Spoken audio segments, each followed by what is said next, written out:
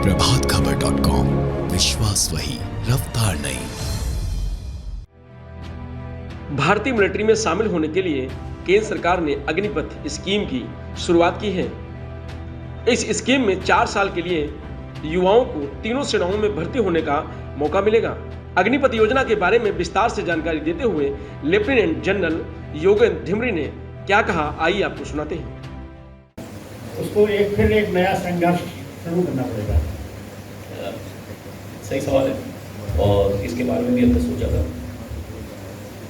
4 साल के अंदर मेरे ख्याल से जब वो हमारे साथ है तो हम उसको जरूर इस तरह भी तैयार कर लेंगे कि हाँ 4 साल के बाद आपको वापस जाना है। इनफैक्ट जाना तो सबको है, पूरे 100% को, क्योंकि यही 100% लोग जो वापस जाएंगे हमारा उनके लिए एक मेरिट बना दिया गया होगा। हमारा monitoring and screening selection scheme है। उसके बाद जो लोग वॉलंटियर करना चाहते हैं और पहले 25% में हैं उनको हम जरूर वापस ले लेंगे as a separate scheme, as a enrolled soldier, right. तो जाने के लिए तो सभी लोग तैयार रहेंगे, मन की तरफ से तैयारी रहेगी। बाकी जो उनको निधि और बाकी पैकेज दिया गया है उसके बारे में मैं बताया। तो दूसरी बात मैंने कल और अच्छी सुनी, जब किसी से पूछा गया कि ये बाहर आके आप इनको लेने के इच्छुक हैं, आप इनको ऑब्जर्व कैसे करेंगे, बोलेंगे, कहा गया कि बेसिक डिसिप्लिन और काम करने की जो क्षमता रखता है और जो ज़िंदगी में कुछ करना चाहता है, हमें एक ऐसा आदमी चाहिए। और हम उनकी समझ में उनको अगले काम के लिए ट्रेन करने के लिए बहुत ही कम समय लगेगा, ये भी कहा गया। मेरा मानना है कि लोग इस दिशा में भी सोच रहे हैं और भला ही हो। धन्यवाद। उसको फिर एक नया संघर्ष शुरू करना पड़ेगा। सही सवाल है और इसके बारे में भी हमने सोचा था। 4 साल के अंदर मेरे ख्याल से जब वो हमारे साथ है तो हम उसको जरूर इस तरह भी तैयार कर लेंगे कि हाँ 4 साल के बाद आपको वापस जाना है।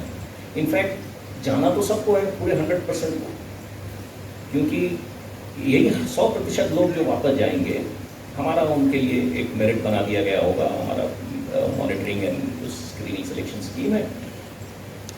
उसके बाद जो लोग वॉलंटियर करना चाहते हैं और पहले 25% में हैं उनको हम जरूर वापस ले लेंगे as a separate scheme, as a enrolled soldier, right. तो जाने के लिए तो सभी लोग तैयार रहेंगे, मन की तरफ से तैयारी रहेगी। बाकी जो उनको निधि और बाकी पैकेज दिया गया है उसके बारे में मैं बताया।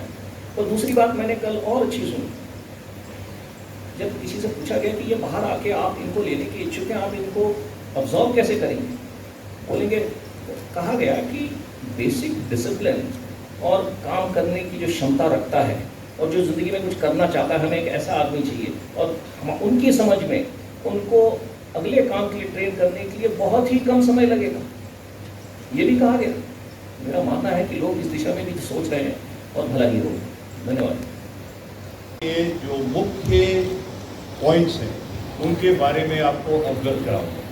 आपको सबको कल आपने रक्षा मंत्री जी, भारत के रक्षा मंत्री जी की स्पीच सुनी होगी और हमारे आर्मी, नेवी और एयरफोर्स चीफ्स की जो बात है वो आपने सुनी होगी। तो उसमें इस योजना का बहुत डिटेल विवरण दिया गया था, और जिन लोगों ने मिस कर दिया उसको, उनके लिए मैं एक बार इस योजना के जो इम्पोर्टेंट पॉइंट्स हैं और इस योजना के जो आकर्षण नीतियां हैं उनके बारे में आपको अवगत कराऊंगा, जिससे आपके जो सवाल हैं वो इस योजना में जो आपके मन में उभरेंगे वो आप आर्मी कमांडर साहब से क्लैरिफाई कर सकते हैं।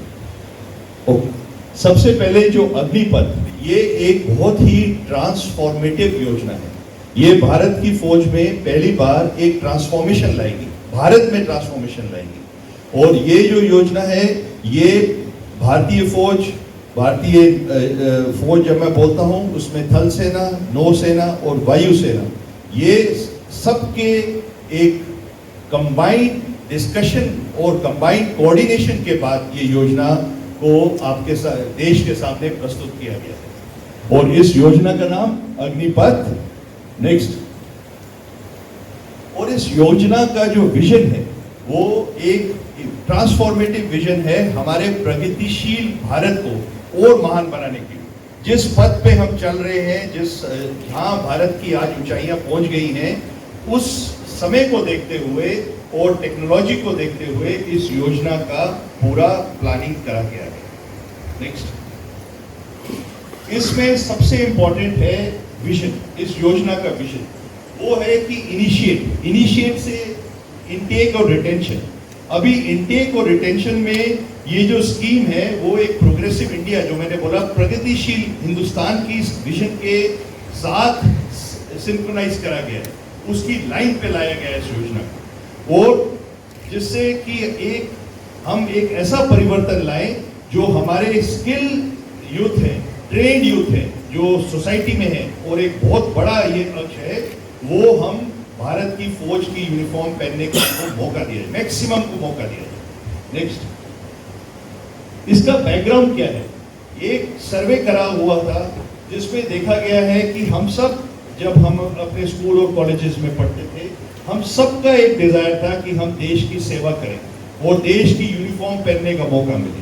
सबको, मैक्सिमम लोगों को यही दिल में एक बच्चे का हमेशा एक ये सपना होता है, और वो है उस डिजायर को हम टैप करना चाहते हैं कि सबसे ज्यादा लोग यूनिफॉर्म के साथ कम से कम देश की कोई ना कोई सेवा करने में अपना योगदान दें। उसके बाद जिनका इंटरेस्ट परमानेंट फौज के लिए नहीं है, शॉर्ट टर्म फौज में रहना चाहते हैं थोड़ी देर के लिए, एक फौज का डिसिप्लिन, एक फौज की मर्यादा वो सीख कर वापस सोसाइटी में जाना चाहते हैं और परमानेंट नहीं रहना चाहते, उनके लिए भी ये स्कीम उनको भी आकर्षित करे। Youthful profile of armed forces, इसके बारे में मैं बताऊंगा। आज की डेट में जो भारत की फौज है वो 32 साल की औसत एज में चलती है, 32 से 36 साल। बट इस योजना के बाद भारतीय फौज की जो औसत उम्र की प्रोफाइल हो जाएगी वो 24 से 26 साल हो जाएगी। तो एक यंग आर्मी का विजन इस योजना का एक मूल स्रोत है। Transforming armed forces into technical savvy and modern fighting soldier centric. जब एक यूथ आएगा तो एक जज्बा, एक जुनून, एक पैशन देश की सेवा करने का बढ़ेगा, उसका रिस्क टेकिंग एबिलिटी, उसका एंथुजियाज्म अलग होता है।